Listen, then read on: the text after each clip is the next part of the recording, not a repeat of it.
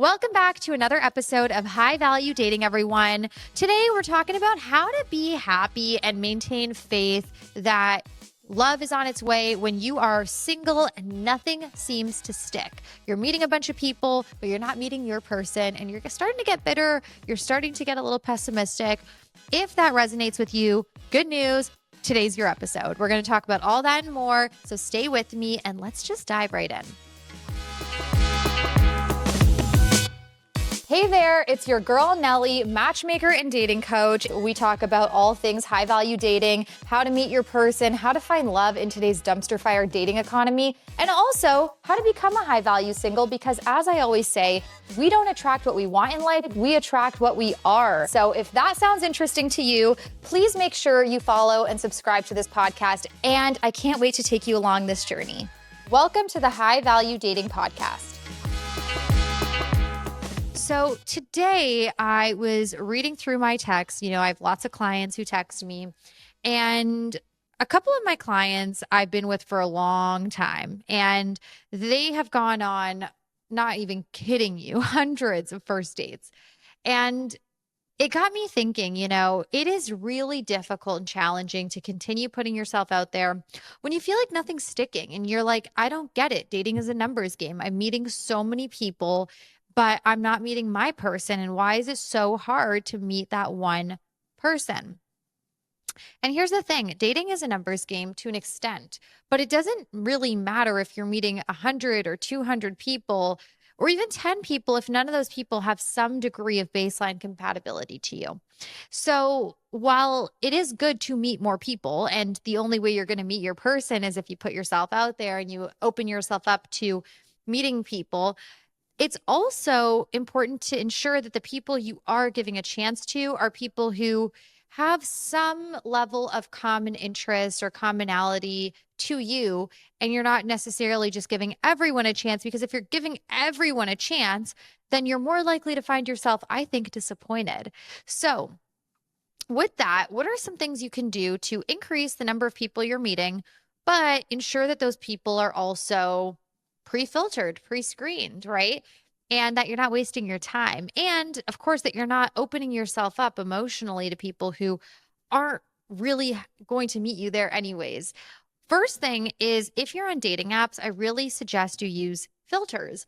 And I see a lot of people on apps and they're just matching with anyone because they need that validation. They need that attention. And I admittedly have fallen into that camp myself before, where it's like, you just want attention from anybody, so you will go out with anybody.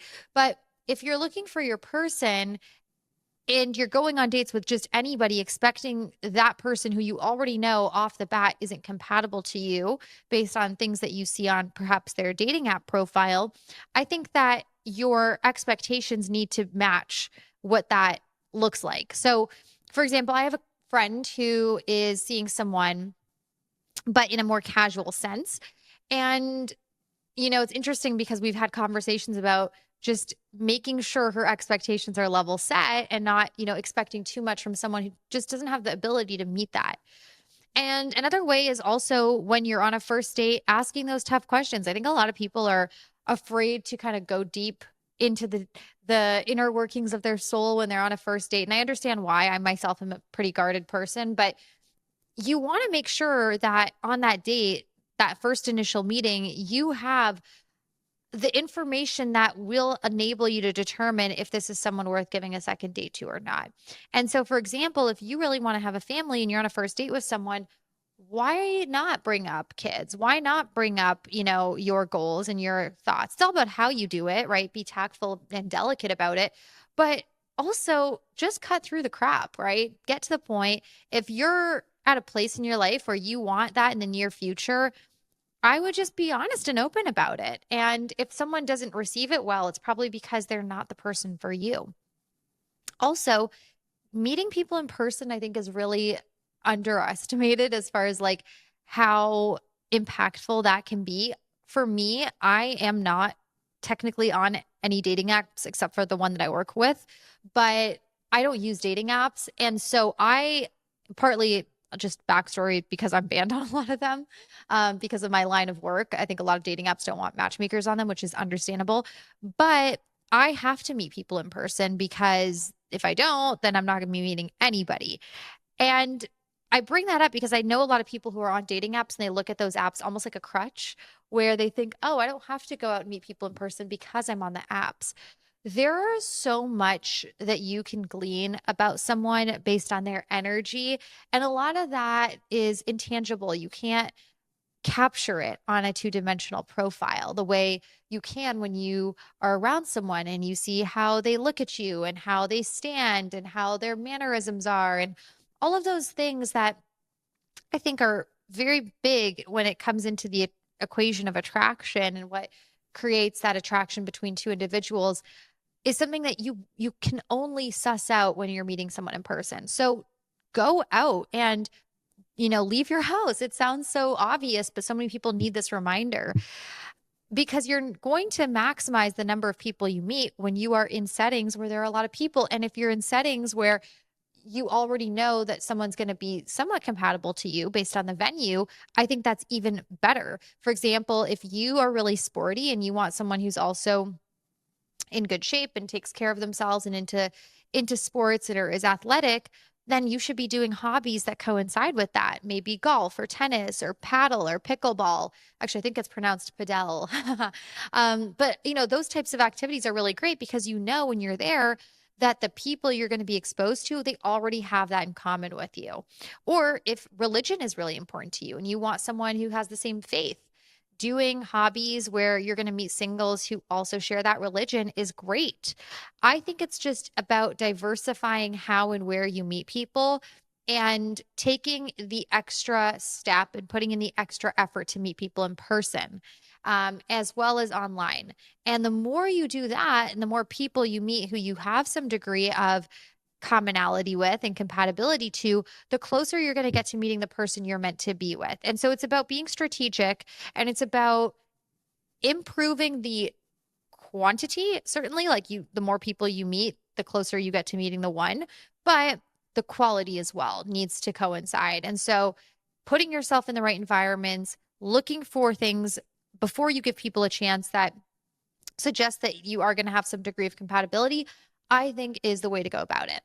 And after the break, because we are going to jump to break, we're going to talk about how to make a great first impression in person. What do you do when you are out and about and you see someone cute and you want to break the ice with them? Because it's easy to put yourself out there. And I know so many people who do. And I admittedly used to be one of these people as well. And you're in the right environments, but then your nerves start getting to you and you just can't take that last final step toward that person where you actually make a move. And then you're left wondering if that opportunity is ever going to come around again. So stay with me and we will dive into that more right after the break.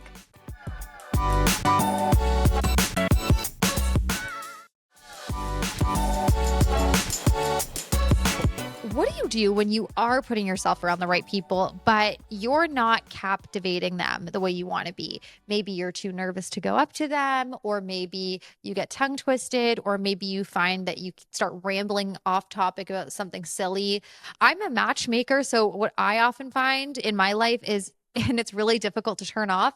I meet so many eligible bachelors in person, and then I just start talking about setting them up because I am a businesswoman and I am like, okay, I could see this person being a potential client. And so sometimes I forget that like I also could be leveraging that opportunity for myself. And here's what I would say to you if you find that you're self-sabotaging to some extent when you're in person with people, you almost have to think about the future version of you and how that version of you acts. Are they calm? Are they confident? Are they poised? And then channel that. And the way I do this is through meditation. I do these quantum leap meditations on YouTube. I really like them. Basically, you close your eyes, you visualize the version of you in the future. You transport yourself 3, 5, 10, 20 years in the future. You get to pick. And then you imagine what that version of you is like and who is that version of you, how do they speak, how do they act, what are they about, how do they dress, like all of those things you imagine, and you can get as detailed and granular as you like. And the reason I find it is a very effective way of channeling that energy is because the more you step into that visualization, the more you actually become that version. What we think about is what we become. So think about that version of you. And then you will notice that you start to gradually become that version of you. So for me, I used to be pretty shy in person, especially around people who I felt were attractive. I would just clam up, which is kind of shocking, maybe because I am someone who's quite talkative and a lot of people tell me I'm very confident. But if there's someone I like, I get a little bit nervous by nature. And so, what I've had to do to get over that hump, where when I am in person, I'm not self sabotaging those possible connections or shooting myself in the foot, is I've had to channel that really confident energy. And it's a practice. And so, I imagine myself as a queen. I imagine myself as someone who can get anyone I want. And then I just literally step into that kind of, I don't want to say character because it's not a character, it's a version of me, but I step into that. And I remember that everyone is literally probably just as self-conscious. You know, it's in my line of work, not uncommon for me to come across some of the most successful people around. I work with ultra high net worth men, I work with beautiful women. And so I think in the beginning, when I started out in this industry, I often would put people on a pedestal and feel like, oh, they're so out of my league. The more you get to know people and the more familiar you become with them, and also the more confident you become in yourself because you are achieving things that give you that sense of accomplishment, the less you put people on a pedestal and the more you realize that everyone's kind of just doing their thing and nobody really knows the difference. And people are still just people. It's not about how much money they have or what they're wearing or their, the way that they look. It's about your perception of them and your perception of yourself. Everything in life is perspective. And if you believe that other people are better than you, I'm not saying you should necessarily take on the mindset that you're better than others, but if you are putting everyone on a pedestal and you feel like you're not meant to be in that room, then that's going to translate energetically and people will pick up on that. Whereas when you step into a room and you have this attitude of, I deserve to be here, I am meant for this space, I add value to every room that I walk into, when that is your core belief, everyone else becomes a believer. And people will treat you differently, people will treat you better, people will treat you with more respect because you view yourself in that light. And so it honestly all comes down to your self concept and how you envision yourself. It's not about what you think other people think of you, it's about what you think of you. And if you think highly of yourself and you think that you are an asset and you're valuable, other people will submit to that as well. And there might be some friction in the beginning. People who know you really well, they might not like that new version of you, but they will end up submitting because that is the version of you that you are going to stick to. And you're always allowed to change that self concept. Like you don't ever have to just stay as that one person. As I'm saying this, who came to mind just now is the Kardashians. Look how many times they have reinvented themselves. Look how many versions of themselves that they continue to embrace, right? Like Kylie Jenner today is very different than the Kylie Jenner 10 years ago. And that's okay. But because she decided she wanted to be different and she wanted to be this different version of herself, right now, she's not really selling the sexiness as much as she used to. Other people are starting to view her that way, right? She's getting front row at Skipperelli. She's kind of moving into this higher tier of Hollywood where she's at the Oscars. I only use that as an example because it just shows that you're allowed to change yourself at any point. And it doesn't have to be physical. It can even just be like energetic, how you view yourself, how you talk, how you act. Who you were does not define who you get to be. It can if you don't want to change it, but it doesn't have to. And when you move into spaces where you're around people who are high value and you feel in your bones that you are a high value individual and that everyone else is, in a sense, lucky to be in your presence, again, not in a conceited way, but in a like, I know my worth kind of way, you will see how the world adjusts in your favor. And it's all about, and I truly think this is kind of the meaning of life. And maybe this is, some people might disagree. Some people say the meaning of life is to be happy. Some people say the meaning of life is to procreate. I have different opinions. I think the meaning of life, or maybe the reason we're here on earth, to phrase it differently, is to learn how to manipulate energy within ourselves, come onto this planet and learn the lessons that maybe we didn't learn before and master them. And all of that comes down to understanding the possibilities that exist within you and bringing it back to dating. When you are in these environments, whether you're on a first date or you're in a singles event with a bunch of people that you don't know, or you're doing a hobby, understanding that you get to control your own energy, and nobody is better than you. Nobody gets to define you. You get to have that autonomy over yourself. And so think about the kind of person that you want to be, the kind of impact you want to have on other people, and the way you want someone who meets you to feel around you. Like, for example, if you walked into a room and you knew without a shadow of a doubt that your future husband or wife was in that room, how would you want them to perceive you? What would you want their first impression to be of you? You know, would you want to show them like how awesome of a sense of humor you have? Would you want to show them your charisma? Would you want to show them your sweetness or your kindness or your chivalry? Right? If that is what you would want that person to see, because that's what you feel you can really bring, don't hold that back. Like, let yourself be yourself always, so that people get a really good understanding of who you are when they make that first impression of you.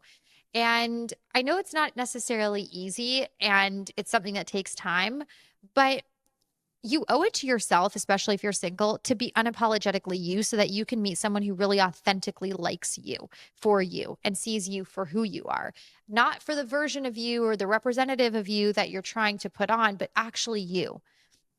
Here's another thing. Like, I was just talking to my best friend about this morning, because I have lately been struggling a little bit and feeling like sometimes, you feel like, am I too much? Am I not enough? And you can be a dating expert, you can be a matchmaker, but you could still have these feelings. And she said something to me. She said, Nellie, the people that you're going for, they might be going for girls who are just looking to, have fun and not be serious. And that's not a representation of you or reflection of you not being enough. It just might mean that the type of person you're going for might be in a different timeline. And that's a totally fair point. It's a totally fair point. And I think a lot of my clients and friends struggle with that too, where it's like you want someone to meet you where you're at, but they just can't. And they can't because they're on a different timeline and they're on a different journey, and those timelines don't always match up. And that's okay. But that doesn't mean that you are not enough. It just means that you're not meeting the right person yet. And we can't control those timelines. But the beauty in that is, the quicker you realize that someone is not looking for the same things as you, or even if they are looking for the same things as you, not in a place in their life where they can provide that to you right now, the better, because that just means you're inching one step closer to the person you're meant to meet. And I was watching this clip on Instagram, and I think it was Andrew Schulz, the comedian, and he said, women are afraid to be alone and to end up alone, and men are afraid of ending up with the wrong person. And so what happens is a lot of women end up picking the wrong person because they have that fear of ending up alone. And a lot of men end up alone because they're so afraid of ending up with the wrong person. And so there's this kind of unfortunate dilemma that both genders face.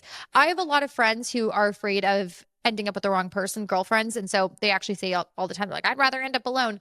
And then I also know a lot of guys who are afraid of ending up alone, so they'll pick the wrong person. I think it's not so much a man and woman thing. I think it's just like two different buckets of people: the people that are afraid of being alone forever and the people who are afraid of ending up with the wrong person. And so, it takes, I think, patience and a willingness to hold out for the right person, even if that means you end up alone for a little bit longer. And I also think that, I was thinking about this earlier, even maybe entertaining the possibility. Like, let's say you feel like you're really at the end of the road, nothing is sticking, you're not meeting anyone who wants to be in a relationship with you the way you want to be in a relationship, or the people who do want to be in a relationship with you, you're not interested in. Like, let's say you're running into this and you're like feeling super single, feeling like you're never going to meet that person. You know, if you can't get over the hump of feeling like your person is out there, then just live your life and live the best life you can alone under the pretense that maybe you won't meet that person and see what comes your way, right? If you never meet that person, then screw it. Just have fun. Just put yourself out there. Just see where life takes you and live your best life and take accountability for your own happiness instead of searching for someone else to fill that void.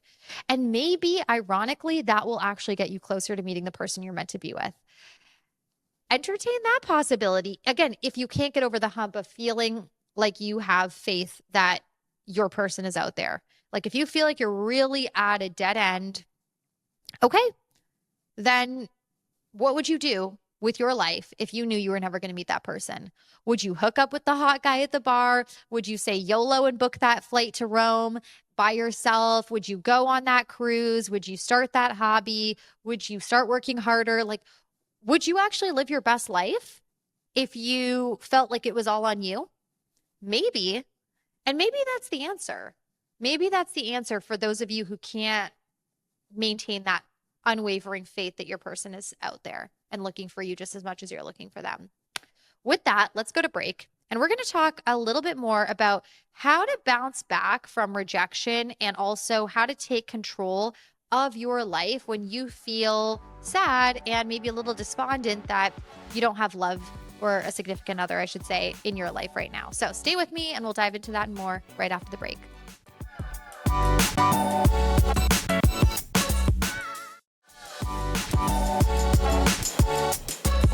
I was just thinking a little bit more about it while we went to break about how to effectively manipulate your energy when you feel really low, when you feel like your cup is empty, you're feeling depleted, you're feeling lonely, you're feeling sad. And by the way, like if that is how you're feeling, it's okay to feel that way. Like it's okay to give yourself that grace and let yourself move through the motions. That's just part of what makes you human.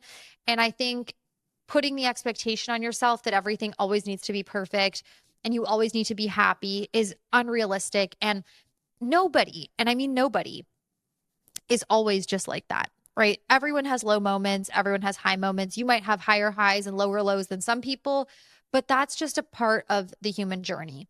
And learning to manipulate your energy, a lot of that just comes down to understanding your emotions and giving yourself grace and then acknowledging where you're at and figuring out how to turn that pain into purpose, turn that situation into a silver lining.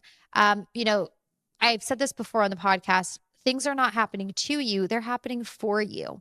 And that is a beautiful thing because when things, when things that you want to happen don't happen, you can feel sad about it, but what you might not realize is you're actually being divinely guided. You're being guided closer to your purpose. For example, I have had a lot of career opportunities fall through. And sometimes there are opportunities that I'm really excited about. It's like, oh, that brand deal or that opportunity to be on a TV show. Like a lot of little things like that come up in my day to day. And what you realize, especially in the industry that I'm in, is that things don't always pan out. And you hear a lot more no's than you do yeses. And I would say if you're dating and you're single, you got to get comfortable with the universe throwing you a bunch of no's and a bunch of rejections because obviously it's ideal for you to get that yes right away, but sometimes that yes has to come the way it comes through the no's because you need to learn how to become a little more resilient and a little more patient and also love yourself more and really fall in love with your journey more before you get that yes. So it's almost like you're being tested, you're being put through these prerequisites in life before you can graduate to the next level, the next grade, the next course. And when you look at it that way, you almost look at your journey here on earth as a school. I think it's easier to not let those seasons feel like those seasons are going to be your lifetime. You might just be going through a season right now, a moment right now, a bump in the road right now, because you're meant for something better. And you have to learn how to emotionally regulate yourself through this so that when the right opportunity does come around, you're ready. And a lot of the times when things don't work out for me, I just really try to maintain that mindset of like, it's just not meant for me right now. And if it's not meant for me ever, it's because something better is on its way. And sometimes too, I think it's easy to assume that we have the full picture. Oh, this person doesn't want to be around me, or this person doesn't want to date me because of XYZ. It could be something totally different that you don't even know. And when you relinquish this desire to control a narrative, or maybe not control a narrative, but like predict a narrative that you're not sure of, I think you run the risk of driving yourself crazy. So my advice to you is like, let life unfold. Control what you can control, which is your energy. Focus on becoming the highest version of yourself through, I think quantum leap meditations are really great, but also visualization. And also just maintain that perspective that everything is happening for you. It's in favor of you. The universe has your back. And when you maintain that and you just kind of live and let be, I think you are going to be happier, and you're going to be on an energetic frequency that's actually going to be a lot more attractive to the person you're meant to be with. And it's really easy, I think, and especially if you're single and you've been single for a while, to stress yourself out and feel like you're never going to meet that person. Again, even if that's true, which I don't think it is, but even if we want to entertain that, cool. Let's assume you never meet your person.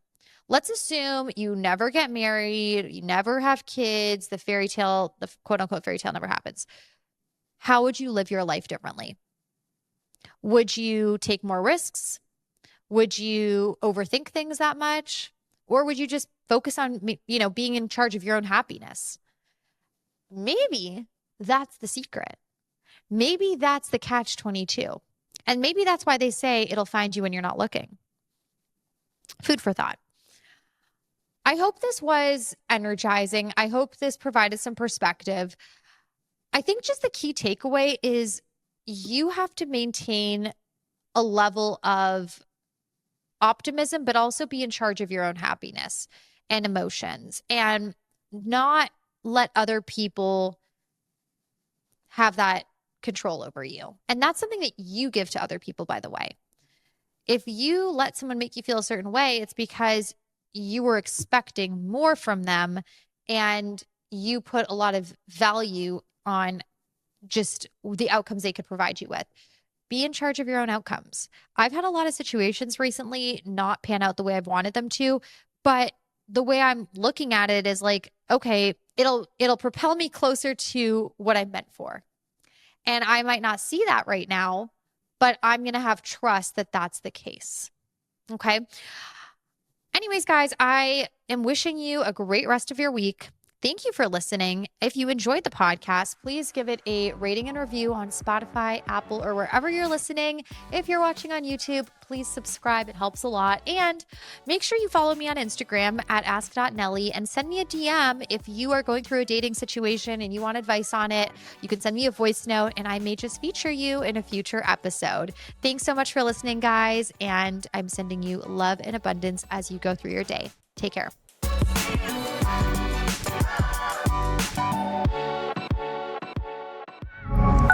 Pioneer.